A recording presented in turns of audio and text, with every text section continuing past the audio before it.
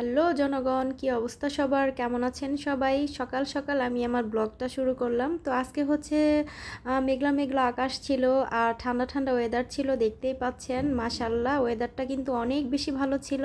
আর এত সুন্দর বাঁশির সুরের শব্দ আসতেছিল। তো নিচের দিকে তাকিয়ে দেখি চুলওয়ালা একটা ভাই এত সুন্দর করে বাঁশি বাজাচ্ছিল আর এত সুন্দর সুর দিয়ে বাঁশি বাজাচ্ছিল, মানে আমার কাছে শুনতে অনেক বেশি ভালো লাগছিল। কিন্তু কি আর করার, ভাইয়াটা কিন্তু চলে গিয়েছে, বেশিক্ষণ সময় আর শুনতে পারি নাই।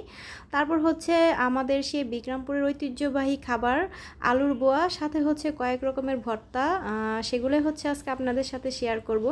তো সবসময় হচ্ছে আপনাদের সাথে রান্না বাড়ার ভিডিওগুলোই শেয়ার করি, তো আজকে হচ্ছে রান্না করার পরে হচ্ছে আপনাদের সাথে শেয়ার করতেছি। তো আজকে হচ্ছে যেহেতু ঠান্ডা ঠান্ডা ওয়েদার ছিল, যার কারণে হচ্ছে 4 রকমের ভর্তা বানিয়েছি আর সাথে আলুর বোয়াও বানিয়েছি। তো এখানে হচ্ছে 4 রকমের ভর্তা বানিয়েছি। তো এটা হচ্ছে চাপা শুটকির ভর্তা, সাথে ছিল কালিজিরার ভর্তা, আর এটা হচ্ছে কোমরের যে খোসা, সেটার ভর্তা বানিয়েছি, সাথে হচ্ছে চান্দা মাছের শুটকির ভর্তা বানিয়েছি।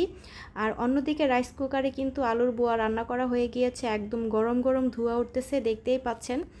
আর ঠান্ডা ঠান্ডা যেহেতু ওয়েদার ছিল, ভাবলাম আমাদের বিক্রমপুরের ঐতিহ্যবাহী খাবার যেহেতু, আলুর বোয়ার সাথে কয়েক রকমের ভর্তাই বানিয়ে ফেলি, তাহলে ভীষণ ভালো লাগবে খেতে। আর ভর্তা বানাতে কিন্তু অনেক কষ্ট, সময়ও বেশি লাগে, কিন্তু খেতে কিন্তু ভীষণ ভালো লাগে। মাছ মাংস থেকে কিন্তু ভর্তা দিয়ে ভাত, আলুর বোয়া যেটাই বলেন না কেন, 2 প্লেট বেশি খাওয়া যায়।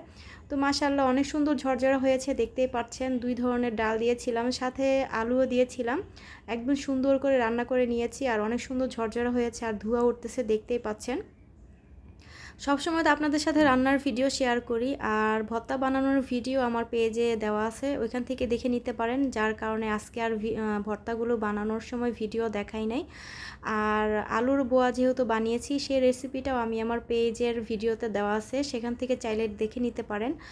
যার কারণে আজকে হচ্ছে সব কিছু রান্নাবাড়া করে ভর্তা বানিয়ে হচ্ছে আপনাদের সাথে ভিডিও শেয়ার করতেছি।